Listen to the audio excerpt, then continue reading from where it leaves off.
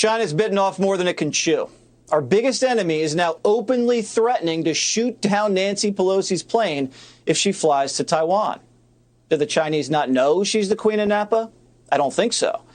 Just before Nancy boarded her jet, Chinese propagandists issued a warning. Quote, if U.S. fighter jets escort Pelosi's plane into Taiwan, it's an invasion. The Chinese army has the right to forcibly dispel Pelosi's plane and the U.S. fighter jets, including firing warning shots and making tactical movement of obstruction.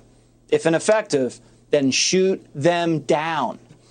You'd think the White House would treat this like a national security threat, but no. Instead, Biden set out the French lady today to tell Nancy she's the one should be careful. An official who is associated with Chinese state media is suggesting that if Speaker Pelosi tries to go to Taiwan, her plane could be shot down. Does the president have a response to that?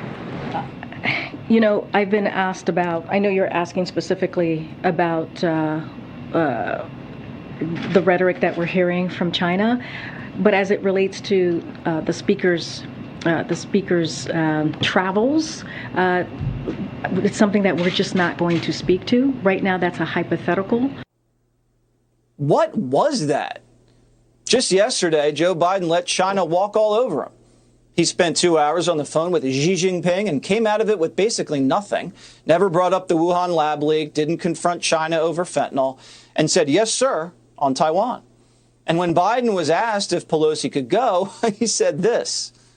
Mr. President, do you think it's a good idea for Speaker Pelosi to travel to Taiwan this summer? Well, I think that the military thinks it's not a good idea right now.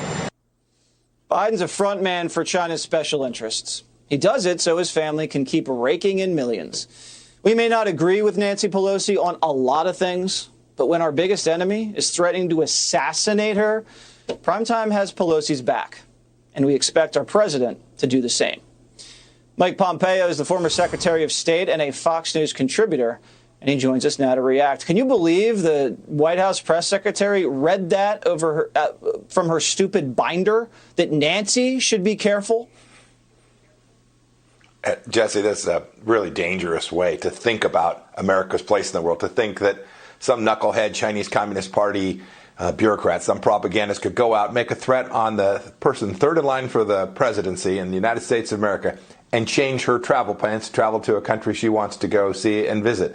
It is part and parcel of a weak foreign policy, an administration that is scared of its own shadow. And you know, this is what, less than 24 hours, Jesse, after the president's on the phone with Xi Jinping. This suggests that call went very poorly, that Xi Jinping believes that they can move about the cabin pretty darn freely and they can intimidate us. We can't let it happen.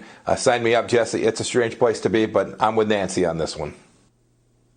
Yeah, I'm with Nancy, too. And even Swalwell, I would be with Eric Swalwell if he even wanted to fly to Taiwan and spend the night at a fancy hotel and buy a lot of Kobe beef steak dinners. But explain to me why you think Joe Biden did this, because I believe that it's because he's compromised. His son is compromised, his brother, his family. They've taken millions. Everybody in the U.S. government knows it. And he gets off the phone with the Chinese and has this kind of weak response up there, his press secretary saying, Is it because he's compromised? Jesse, I don't know. I know this. With respect to Afghanistan, the Taliban, he was weak.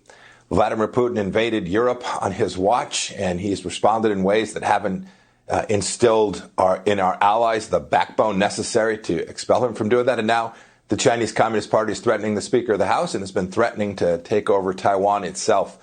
This is what happens when you have leaders in the White House who are weak, who don't understand American power. It's not about sending the 82nd Airborne or the 101st. It's about demonstrating American resolve.